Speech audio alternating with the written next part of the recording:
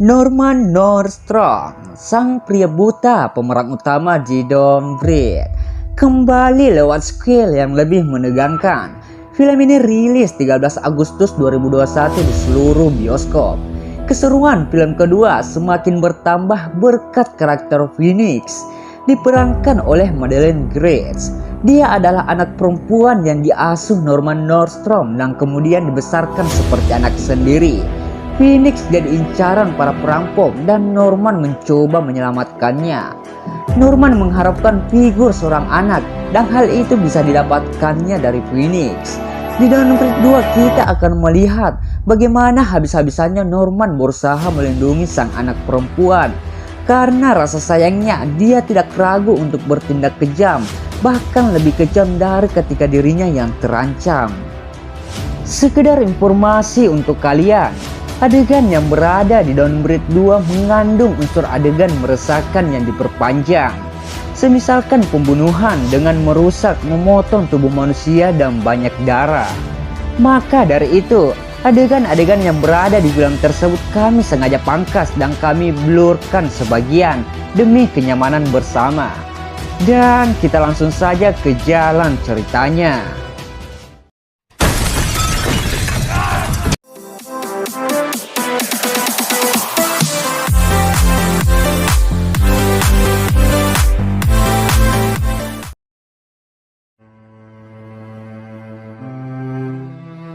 Di scene pertama, kita diperlihatkan kebakaran besar di sebuah rumah dan diperlihatkan juga seorang anak kecil yang terjatuh pingsan. Kemudian scene berpindah ke 8 tahun kemudian. Anak itu tumbuh remaja dan dia bernama Phoenix. Saat itu ia terlihat sedang bersembunyi. Tak lama seekor anjing mengejarnya. Setelah melewati pagar besi, Phoenix menemukan sebuah pistol dan mengambilnya. Tapi seseorang kemudian menangkapnya dari belakang. Orang itu ternyata adalah ayahnya, yaitu Norman, si pak tua veteran. Norman dan anaknya tinggal di daerah terpencil yang lumayan jauh dari kota.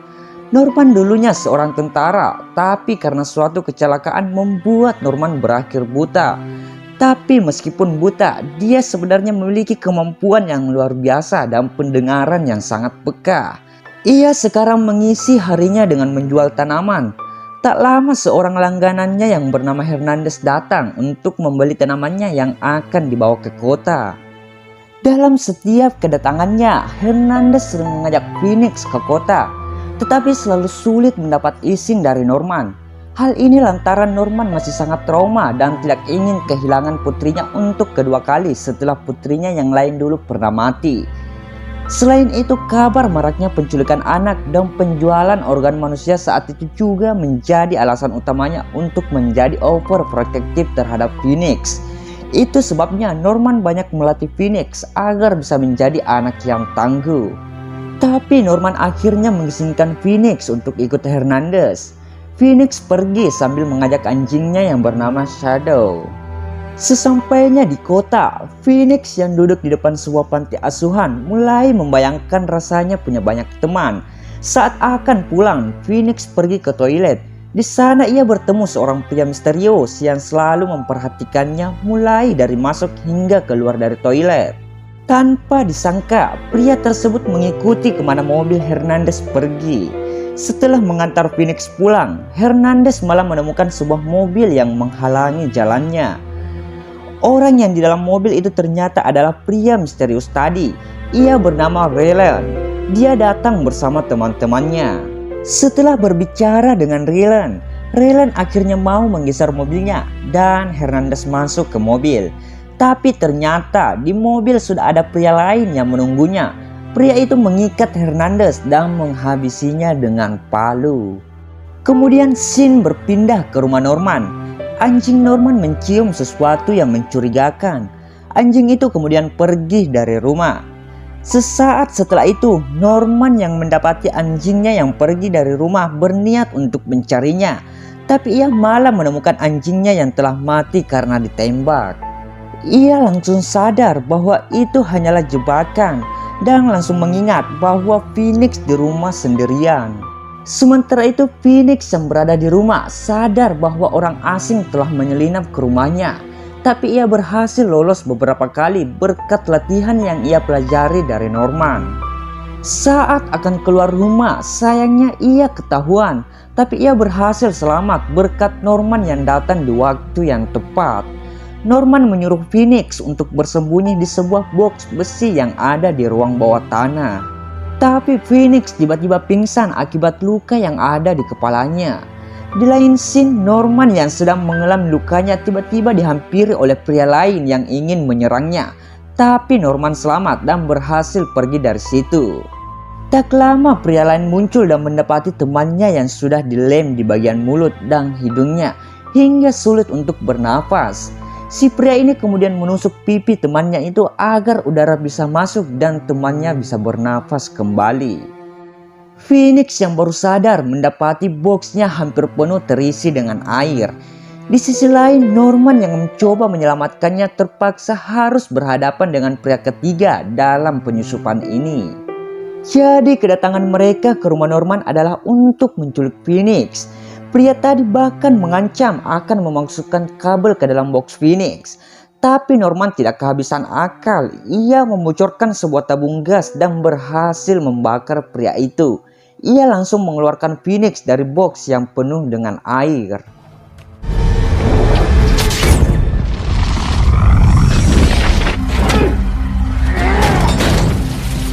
Tak lama Raylan datang dengan seorang anak buahnya yang lain dan mendapati teman mereka yang telah mati terbakar.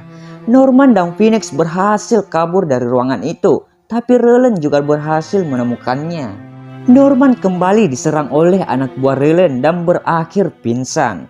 Saat itu Raylan memperlihatkan sisi rambutnya yang berbeda yang ternyata sama persis dengan yang dimiliki oleh Phoenix. Faktanya Raylan ternyata adalah ayah kandung Phoenix. Ia kemudian menceritakan kejadian sebenarnya saat terjadi kebakaran 8 tahun yang lalu. Ia disalahkan dan berakhir di penjara. Ia bahkan tidak tahu apakah Phoenix masih hidup atau sudah mati saat itu. Dan saat kebakaran itu terjadi, ternyata Norman lah yang menemukan Phoenix yang tergeletak di jalan dan mengurusnya hingga sekarang. Dan kini Phoenix harus menghadapi kenyataan bahwa Raylan ingin membunuh ayah angkatnya. Phoenix mencoba kabur dengan menusuk kaki pria yang menahannya. Pria itu sangat marah dan berniat menghantam Phoenix.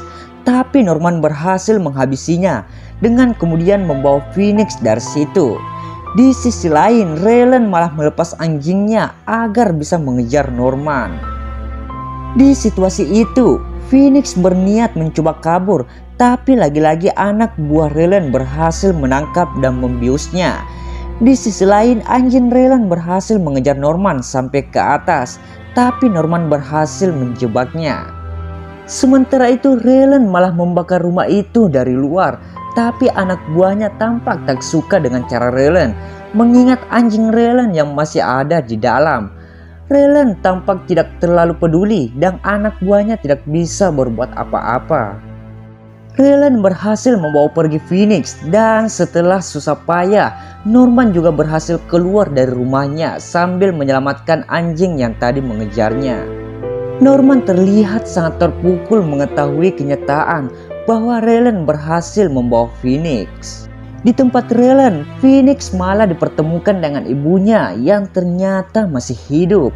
Tak lama Phoenix diberi segelas jus yang ternyata sudah diberi bius. Ibu Phoenix ternyata dulunya adalah seorang pebisnis sabu-sabu, di mana ia merupakan seorang yang sangat berperan penting di dapurnya.